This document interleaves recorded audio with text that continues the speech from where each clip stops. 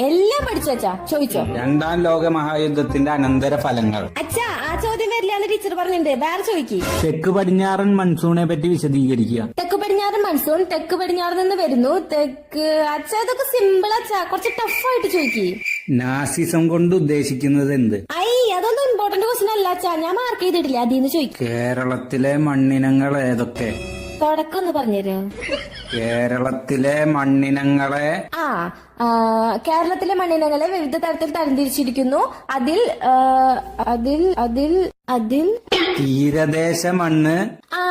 തീരദേശ മണ്ണ് എക്കിള എന്താ എക്കൽ മണ്ണ്.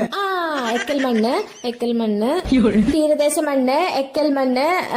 പിന്നെ നല്ലൊരു പേരുണ്ടായിരുന്നല്ലോ അച്ഛാ, ലാറ്ററൈറ്റ് മണ്ണ്. ലാറ്ററൈറ്റ് മണ്ണ്. പിന്നെ ഇപ്പൊ തന്നെ പഠിച്ചോളാം അച്ഛാ, ഇപ്പൊ കിട്ടും. ചുവന്ന മണ്ണ്.